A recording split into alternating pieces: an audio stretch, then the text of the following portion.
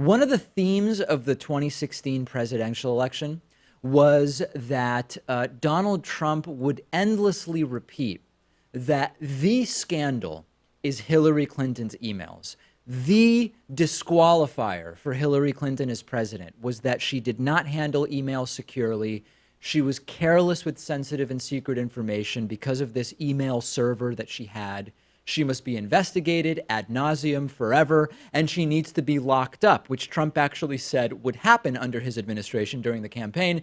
Immediately after being elected, said actually that's not going to really be a priority of my administration. And what I am here to tell you today is that if Hillary Clinton's emails deserved an investigation, Donald Trump's current iPhone use as president deserves 10 investigations. In the last 24 hours, we've learned something totally unsurprising, but still horrifying, which is that Donald Trump is shunning all security advice and using at least 2 iPhones regularly, and isn't allowing the iPhone that he uses for internet use to be scanned for hacking attempts and cyber attack threats because it is, quote, not convenient for him.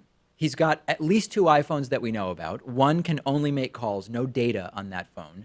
The other is for his internet use, posting to Twitter. Who knows what else he's doing on the internet.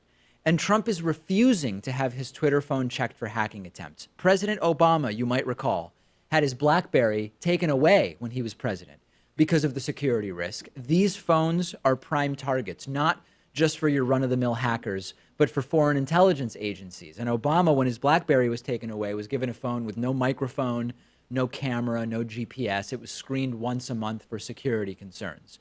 The entire case against Hillary Clinton's email server was, it's not a secured and approved government system, period. Donald Trump's iPhone is not an approved and secured government system. James Comey said Hillary Clinton was careless in her use of that email server. Donald Trump's behavior is the epitome of carelessness, and he was slamming Hillary for a private, non-governmental email server. He's using a private, non-governmental iPhone, and at least Hillary Clinton's email server was set up with some professional security protocols. And Trump slammed Hillary for negligence when it came to her emails. Donald Trump is literally neglecting the security imperatives that his staff is presenting to him and saying, we've got to get that phone checked because it's not convenient for him. And, if Trump wasn't regularly doing monumental things on that phone, we might be able to make a different argument, although I don't think so. But Trump's tweets move the stock market. They can create or solve geopolitical problems. They dictate news headlines, and he's sending the tweets out from an unsecured iPhone that he will not have checked for breach attempts because apparently national security is not convenient for Donald Trump. Hey guys, I'm starting to think that maybe Republican outrage over Hillary's emails might not have been all about data security, Pat. Is that at all possible? I mean, it would definitely be a big deal if Donald Trump's communications got hacked. But if you think about it, like the Trump administration has been playing scandal whack-a-mole for the entire time that they've been in office. So you have the Russia stuff, you have the Stormy Daniels stuff, you have like pay to play, and his whole cabinet is a mess of corruption. So I don't know if this ranks in the top 10 or so, but it just puts everything in context because the Republican argument was that Hillary Clinton is not qualified to be president because she can't keep her communications secure. You can make the same argument now against Donald Trump, and it hits home. That's why it's a big deal, because this was the reason you shouldn't have voted for Hillary, right? This was the reason why she was disqualified, according to Trump's narrative, from being president of the United States. And I've got to tell you something else.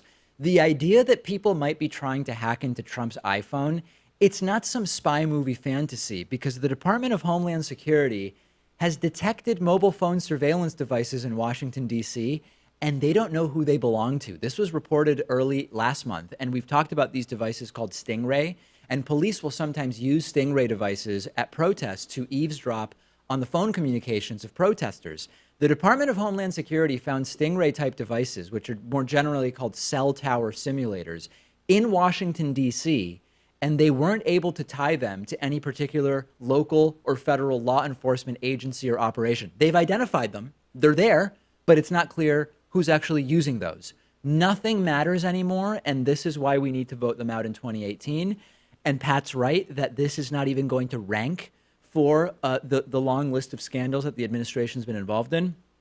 I can only be a broken record about this until November. And I'm warning you, it's a heads up, I'm going to be a broken record about this until November. The only way to deal with the hypocrisy, the swamp filling corruption, the terrible policy ideas, everything that we're talking about, there's one way right now, which is to actually go out and vote in November of 2018. And I hope that you will do that. Send me your thoughts. Am I missing something about how the exact same thing that Donald Trump is doing is what he identified as the disqualifying actions of Hillary Clinton during the campaign? I'm on Twitter at @dpakman, and the show is on Twitter at David Pakman Show. Today's episode of the program is made possible in part by Cody, a new innovative cryptocurrency and online payment platform that's setting out to revolutionize how payments are sent and received online. What Cody stands for is currency of the internet. And most cryptos out there today simply weren't designed for online payments. And the goal of the Cody crypto is to achieve an infrastructure for online payments that's simple, transparent, trustworthy, instantaneous, and scalable, which no blockchain for payments has really achieved to date. So Cody is aiming to be that missing piece of the puzzle, a crypto and platform actually designed with online payments in mind.